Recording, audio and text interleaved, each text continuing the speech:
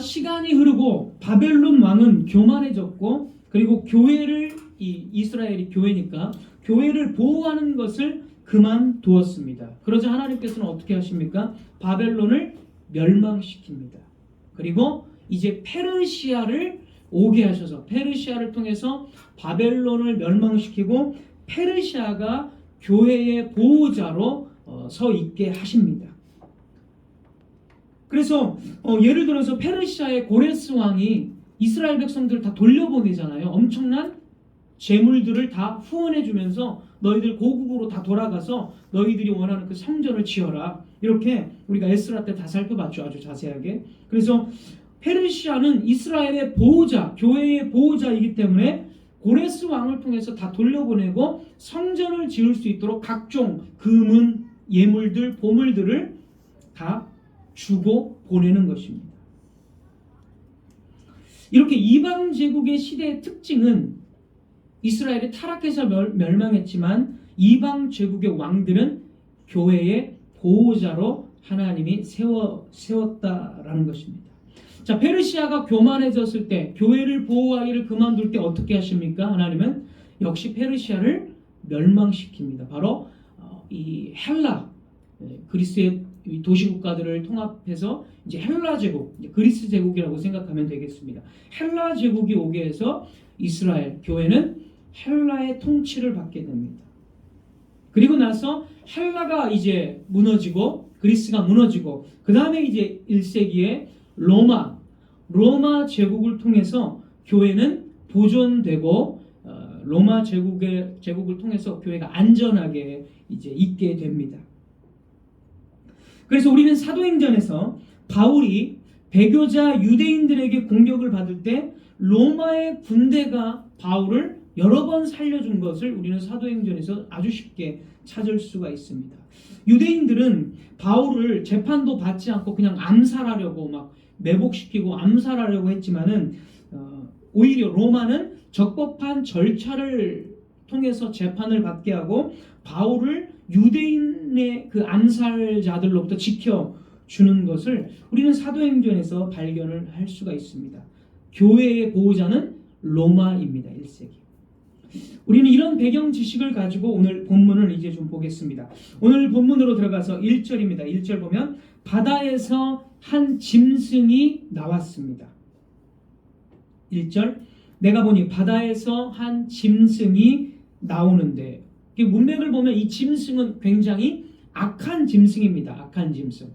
쉽게 이야기해서 이 짐승은 창세기 3장 15절에 뱀이 짐승이잖아요. 그러니까 뱀의 머리를 칠 거다라고, 뱀과 싸울 것이라고 하나님께서 말씀하셨듯이 이 짐승이라는 것은 일단은 이 짐승이 악한 세력이라는 것을 우리는 알 수가 있습니다. 그런데 이 짐승이 어디에서 나오냐면 바다에서 나옵니다.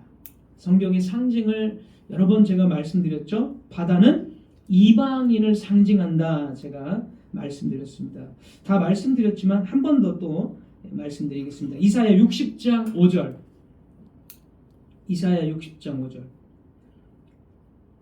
그때 네가 보고 기쁜 빛을 내며 네 마음이 놀라고 또 화창하리니 이는 바다의 부가 내게로 돌아오며 이방 나라들의 재물이 내게로 옴이라. 여기서 보면 이사야라든지 이런 성경들은 시적으로 쓰였습니다. 시적으로. 그래서 바다의 부가 너에게 온다와 이방 나라들의 재물이 너에게 온다라는 건 동의적 표현이에요. 우리가 시를 쓴다면 바다의 부가 너에게 돌아오며 그 다음에 한 칸 밑으로 이제 이방 나라의 재물이 내게로 온다. 동의적인 표현이죠.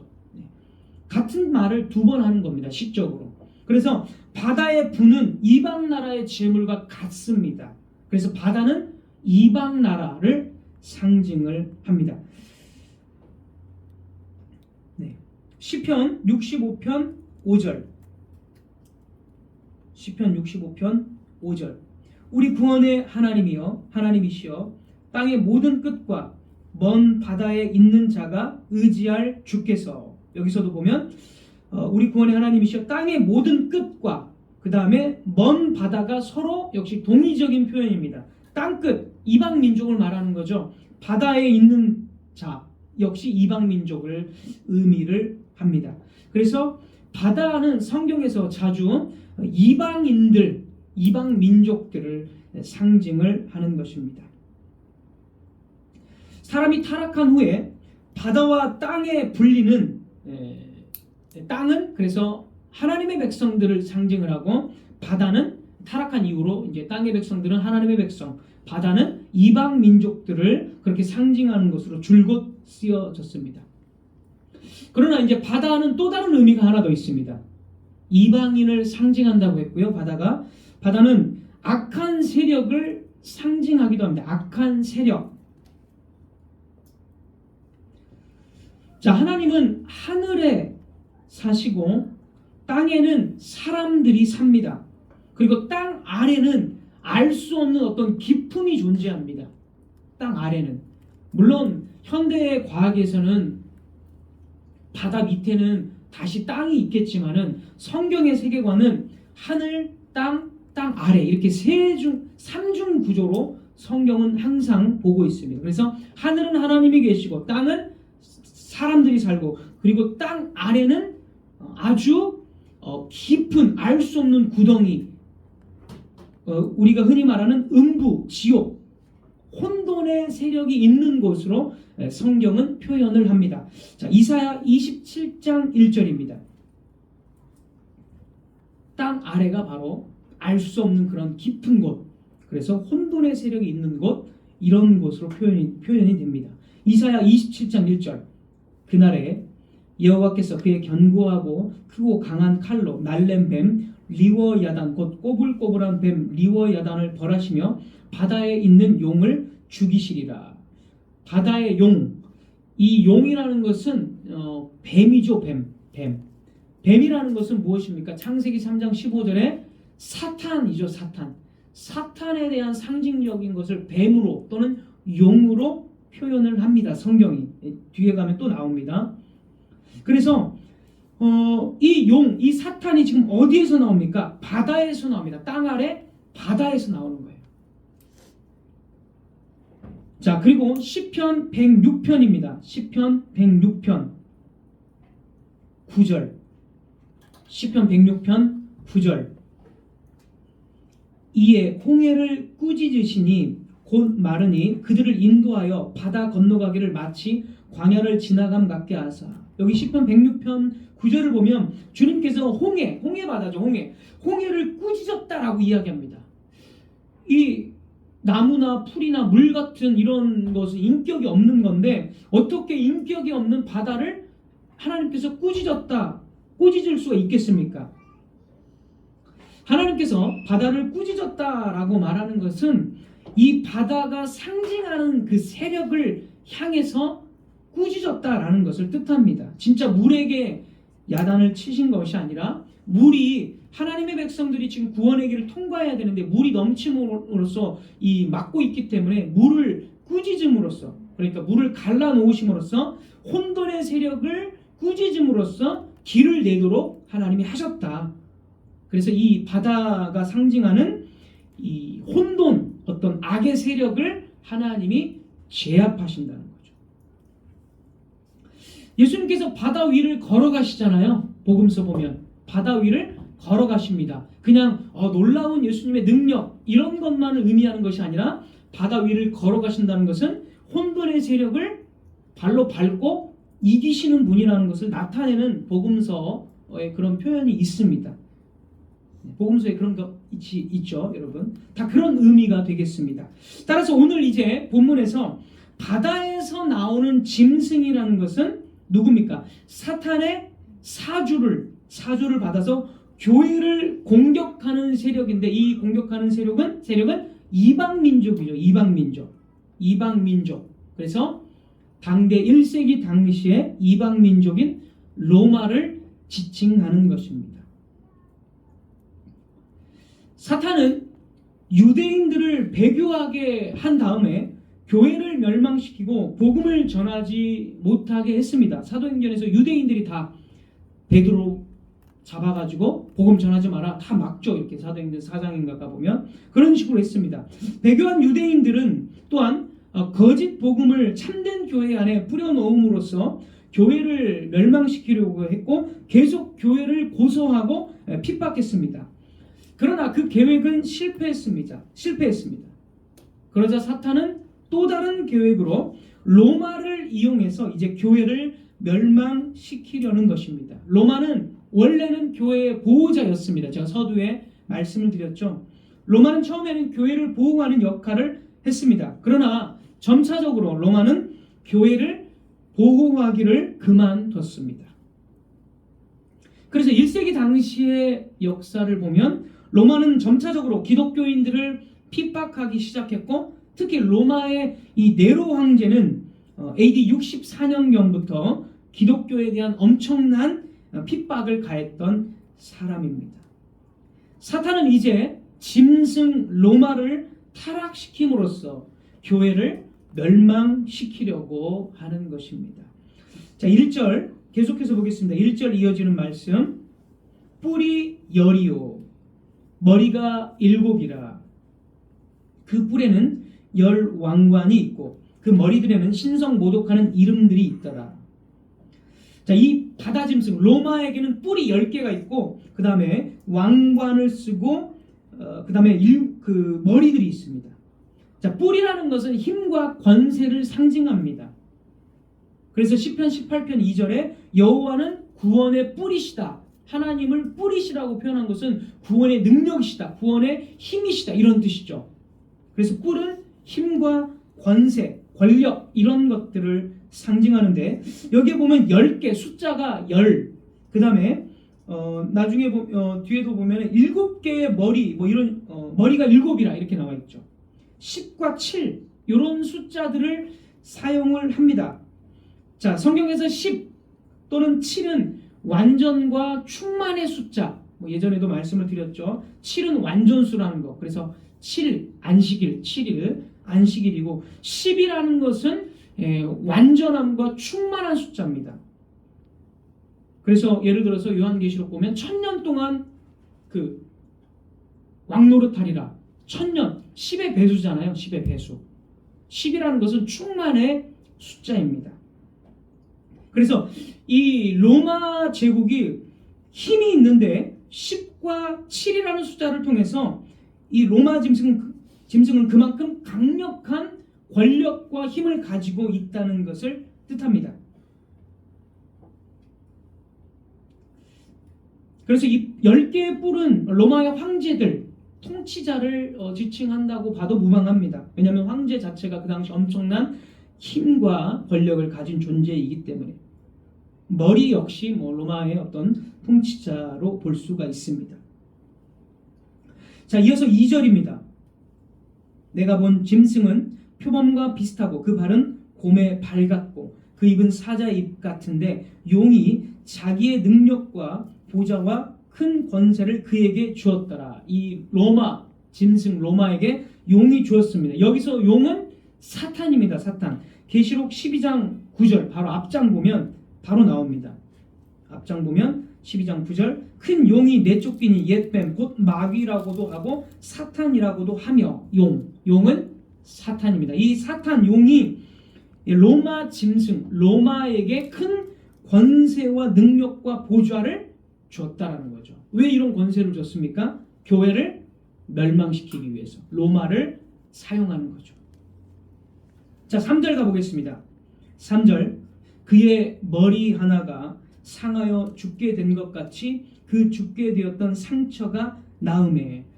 그의 머리 하나는 이제 로마를 지칭하기도 하고 로마의 통치자를 지칭하기도 합니다. 그런데 이제 로마의 그가 상하여 죽었다가 지금 상처가 나았습니다. 그러니까 이것은 쉽게 말하면 로마가 굉장히 예를 들어서 로마의 어떤 그 전신이라고 볼 수 있는 이 율리우스 카이사르가 BC 44년경에 암살당합니다. 그래서 이제 엄청난 내전이 로마 제국 안에서 엄청난 내전이 생깁니다. 상당히 좀 복잡한데 제가 간단히만 좀 말씀드립니다. 그래서 마치 로마는 죽은 것 같은 왜냐하면 로마를 일으키는 전신인 그 율리우스 카이사르가 BC 44년에 암살당했기 때문에, 그래서 내전이 일어나기 때문에 이때 로마가 이제 조금 주춤한 시기, 그래서 로마를 죽었다라고 표현을 할 수가 있습니다. 그러나 이제 다시 뒤를 이은 옥타비아누스, 우리가 세계사를 보면 다 나오죠. 율리우스 카이사르, 옥타비아누스 다 나옵니다.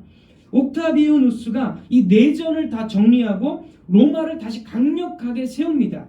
그래서 이것을 죽었다가 다시 살아난 것, 엄청난 힘을 가진 로마가 이렇게 재건된 것, 이것을 표현한 것이다. 이것이 가장 설득력 있는 해석으로 봅니다. 옥타비아누스가 내전을 정리하고 다시 강력하게 로마를 갱신시키고 세웠다라는 것입니다. 그것을 죽었다가 살아났다라는 표현으로 지금 이 로마에 대해서 이야기를 하고 있습니다. 그리고 나서 이제 3절 이어지는 말씀, 이제 중요한 게 나오는데 3절 이어지는 말씀, 온 땅이 놀랍게 여겨 짐승을 따르고, 온 땅이 놀랍게 여겨 짐승을 따르고. 자, 로마는 마치 죽었다가 부활한 것처럼 다시 강력하게 세워지고 대제국으로 영향력을 가졌습니다. 그러자 온 땅이 이런 로마의 능력을 보면 어떻게 되겠어요? 놀랍고 신비하고 로마에게 굴복할 수밖에 없겠죠. 왜냐하면 죽었다가 다시 살아난 뭔가 신비적인 힘과 권세를 가진 존재이기 때문에. 자, 그런데 중요한 건 여기서 온 땅은 모든 민족을 의미하는 것이 아닙니다. 요한은 바다 짐승인 로마를 따르고 있는 온 세상에 대해서 말하고 있는 것이 아닙니다. 그가 여기서 사용하는 그 단어, 이 온 땅은 이스라엘을 의미하는 땅으로 번역이 되어야 합니다. 왜냐하면 그 온 땅, 그 땅의 백성들, 이런 표현들은 요한계시록에서 배교한 이스라엘을 가리키기 위해서 12번 정도나 사용된 전문 용어이기 때문입니다. 바로 뒷부분도 보십시오. 8절 보십시오. 8절 뒷부분, 오늘 보면 13장 8절.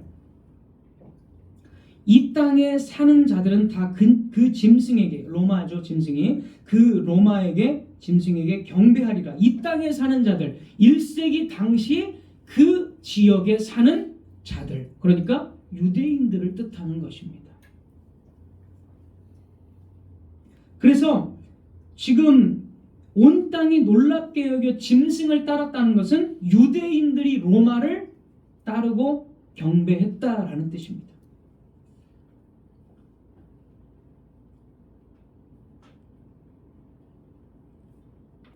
자, 이어지는 4절, 5절도 지금까지 말씀드린 것을 토대로 보면 이제 금방 계시록이 이해가 될 겁니다. 이런 관점으로 계시록을 봐야, 전체를 봐야 여러분 계시록을 잘 이해할 수 있습니다. 4절, 5절 보겠습니다. 용이 짐승에게 권세를 주므로 용에게 경배하며 짐승에게 경배하여 이르되 누가 이 짐승과 같으냐, 누가 능히 이와 더불어 싸우리요 하더라.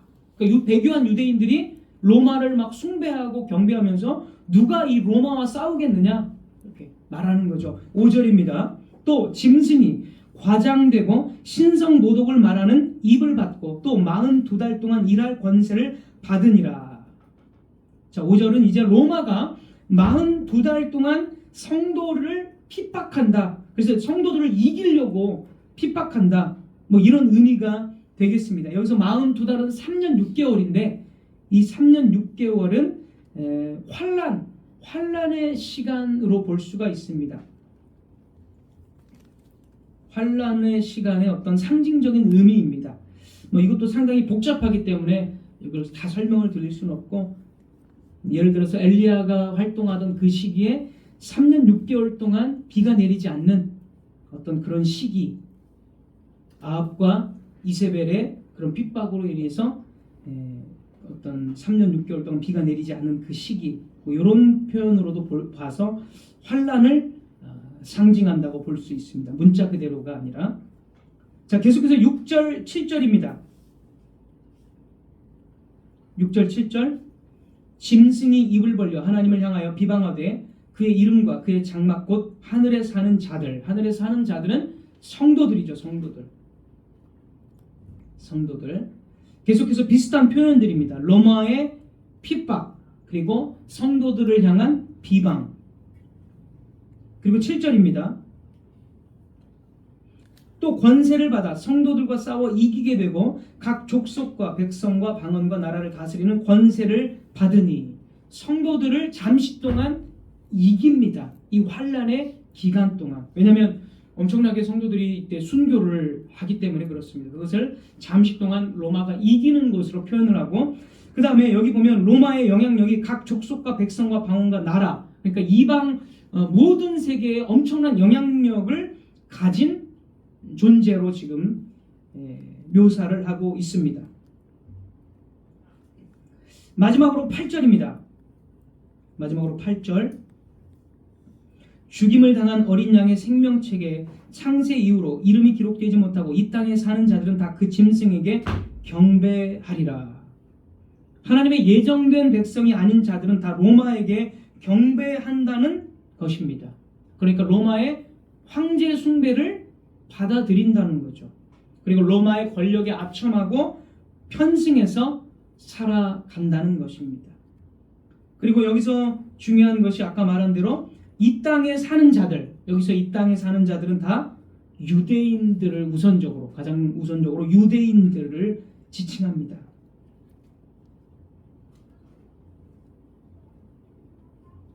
(1세기) 당시의 유대인들은 로마의 권세에 굴복하고 황제 숭배를 받아들이고 그 권세의 어떤 취해서, 권세에서 나오는 어떤 그 유익들에 취해서 살았다는 거죠. 자, 유대인들이 로마를 따랐다는 것은 조금 의아해할 수가 있습니다. 왜냐하면 유대인들은 이방인들 자체를 싫어하기 때문에.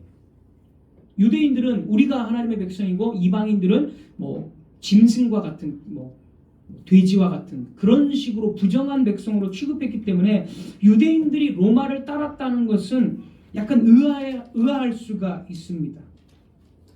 그러나 오늘 본문에서는 유대인들이 로마에게 충성을 맹세하는 것을 2번이나 언급합니다. 온 땅이 놀랍게 여겨 짐승을 따르고, 아까 살펴본 것. 그 다음에 누가 로마와 싸워 이기겠느냐, 아까 7절에서도 그렇게 말하고 8절에도 이 땅에 사는 자들은 다 그 짐승에게 경배하리라.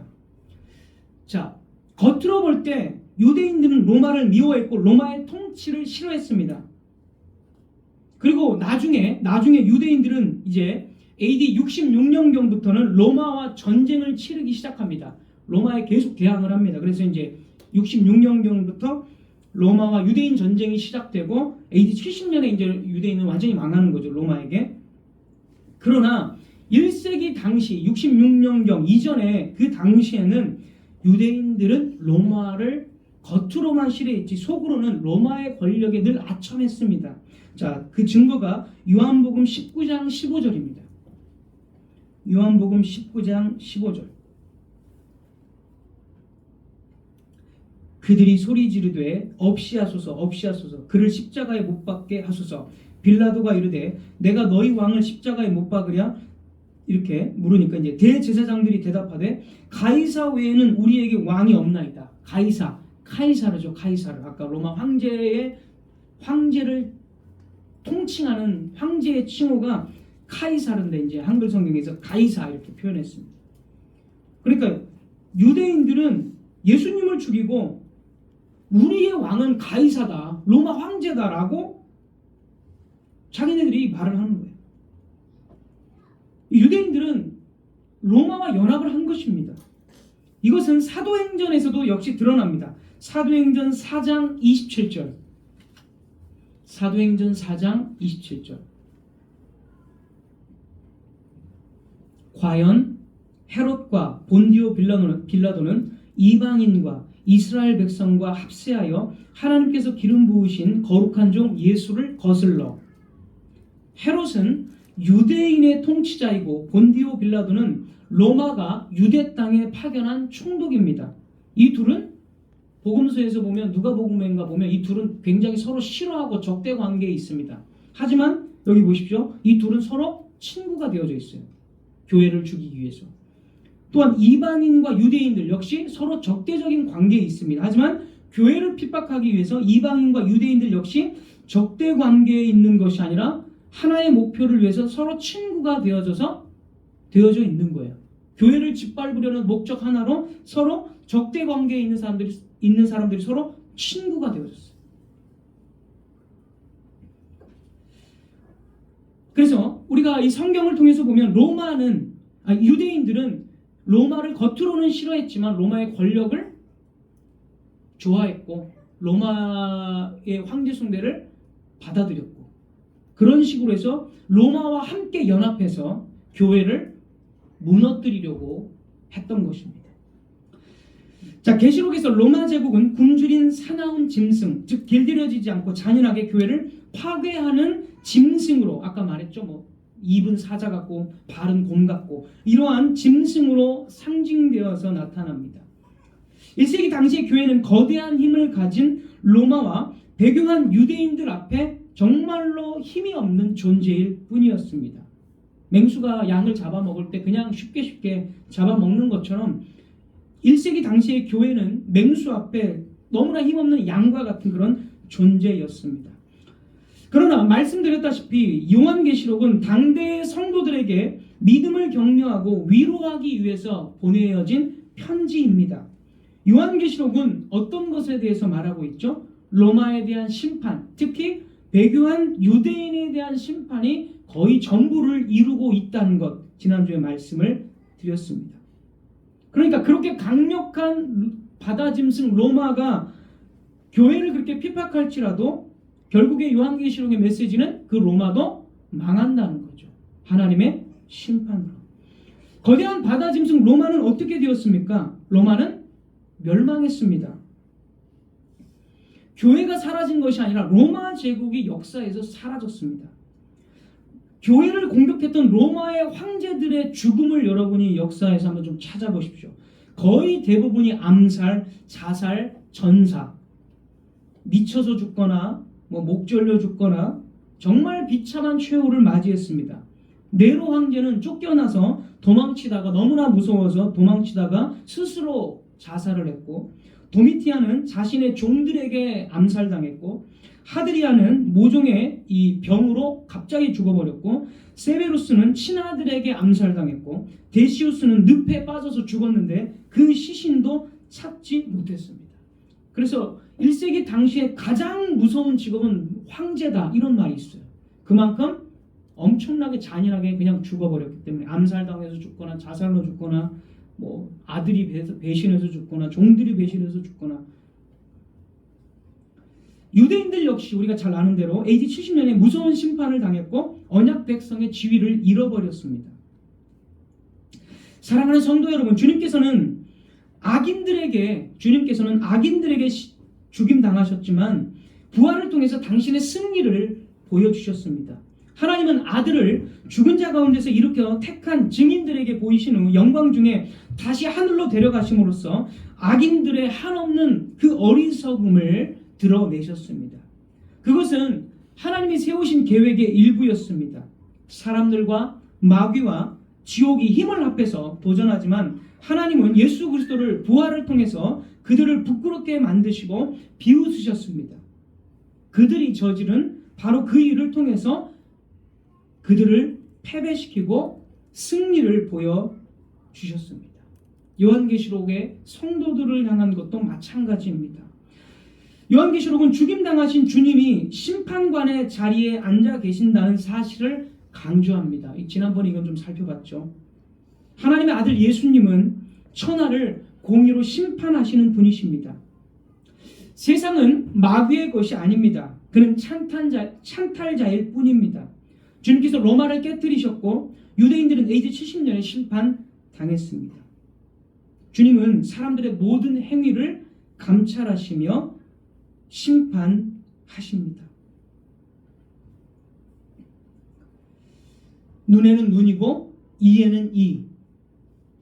악한 자에게는 그 행위대로 반드시 갚겠다라고 요한계시록은 여러 번 또 이야기를 합니다. 그리고 의로운 자들에게는 그 의에 따라서 갚겠다. 그 순결한 신앙에 따라 갚겠다라고 우리 주님께서는 행위 그대로 심판하시겠다고 말씀을 하십니다. 그래서 마지막 성도들의 인내와 믿음이 여기 있느니라. 성도들의 인내와 믿음이 여기 있느니라. 1세기 성도들은 이 사실을 기억하고 환난을 통과했고 인내했습니다. 오늘날도 마찬가지입니다. 주님은 심판자이십니다. 주님은 우리와 맺은 언약에 신실하시기 때문에 반드시 행한 대로 악인들에게 반드시 보응하시고 하나님의 백성들인 우리들에게 의로 보상해 주십니다. 앞으로 교회는 어떤 악한 정부, 어떤 악한 법, 악한 지도자, 어떤 핍박을 만날지 모릅니다. 교회는 거대한 세상과 권력 앞에 초라해 보입니다. 그러나 주 예수님께서 그 악을 심판하시기 위해서 오십니다. 시편 2편 12절 한번 제가 읽어드리겠습니다. 시편 2편 12절 진노하심으로 너희가 길에서 망하리니 그의 진노가 급하심이라. 악인들에 대한 하나님의 진노가 급하심이라. 하나님은 교회를 대적하는 자들, 배교한 자들, 이를테면 요한계시록의 말을 빌려오면 유대인들과 새 언약 안에서 발람의 교훈을 따르는 자들, 니골라당의 교훈을 지키는 자들, 이리의 탈을 쓰고 교회에 들어온 자들, 이세벨과 같은 우상 숭배자들을 반드시 심판하십니다. 그러므로 여러분, 우리가 이 세상을 살아갈 때 너무나 권력 앞에 우리가 초라해 보이고 이 세상 속에서 우리가 핍박당하는 것을 두려워할 필요가 없습니다. 그것은 구약 때부터 그리고 신약교회가 탄생한 때부터 늘 있어 왔던 일들입니다. 교회는 처음부터 생존의 위협을 받았고 생존을 위해서 처절하게 주 예수님을 붙들어야만 했습니다. 사도행전에 기록된 초대교회 성도들은 죽음을 늘 눈앞에 두고 살았습니다. 우리는 사도들이 어떻게 체포되고 어떻게 위협을 받고 생명을 잃었는지를 알고 있습니다. 하지만 교회가 사라졌습니까? 아닙니다. 그 모든 상황에서도 교회는 사라지지 않았습니다. 왜 그럴까요? 왜 교회는 사라지지 않을까요? 주님께서 교회의 모든 원수들을 공의로 심판하시기 때문입니다. 교회는 주 예수님과 함께 승리했기 때문입니다. 로마는 승리자로 인정되지 않았습니다. 그래서 로마는 수많은 나라들처럼 한때 왔다가 역사에서 사라졌습니다. 비록 잠깐 악이 활개치고 있지만 그것은 말 그대로 잠깐입니다. 반드시 악은 심판당하게 됩니다. 그러므로 여러분, 우리는 물러서지 말아야 합니다. 세상이 아무리 교회를 밀가부르듯이 할지라도 우리는 담대해야 합니다. 세상이 수단과 방법을 가리지 않고 거짓과 왜곡으로 속임수를 쓸지라도 또 우리를 회유할지라도 우리는 회유당하지 말아야 합니다. 왜냐하면 곧 그 악이 드러나고 끝날 것이기 때문입니다. 말씀을 맺겠습니다. 성도 여러분, 악인은 점점 소멸해 갈 것입니다. 악인에 대한 심판은 예정된 시간을 향해 흘러가고 있습니다. 그러므로 악인은 시간이 갈수록 불리합니다. 그러나 교회는 시간이 갈수록 더 풍성한 은혜 가운데 살 것입니다. 주님의 약속을 우리 다시 한번 기억합시다. 신명기 7장 9절에서 10절입니다. 신명기 7장 9절에서 10절. 그런즉 너는 알라. 오직 내 하나님 여호와는 하나님이시요 신실하신 하나님이시라. 그를 사랑하고 그의 계명을 지키는 자에게는 천대까지 그의 언약을 이행하시며 인애를 베푸시며 그를 미워하는 자에게는 당장에 보응하여 멸하시나니 여호와는 자기를 미워하는 자에게 지체하지 아니하시고 당장에 그에게 보응하시느니라. 구약부터 약속된 이 말씀, 그리고 요한계시록에서도 역시 이 신명기의 이 말씀, 언약의 말씀이 똑같이 적용되어졌습니다. 우리는 이런 약속의 주님을 신뢰하며 다시 한번 힘있게 살아갈 수가 있습니다. 어려운 세상, 힘든 세상, 많은 고민과 삶의 문제가 있을지라도, 때로는 우리가 실패했을지라도 다시 한번 이 주님의 말씀을 붙잡고 신실하게 우리는 언약 안에서 살아갈 수 있습니다. 요한계시록이 성도들, 환난당한 성도들을 격려하기 위해서 편지를 썼듯이 오늘 요한계시록을 살펴볼 때 우리는 이 세상 속에서도 이 말씀을 통해 우리 역시 격려받고 다시 한번 한 주간 믿음으로 살아가야겠구나. 하나님께서 교회를 보존하시고 악인들을 심판하고 계시며 심판하기 위해서 오신다는 이 믿음, 이 말씀을 굳게 붙들어야 할 것입니다. 기도하겠습니다.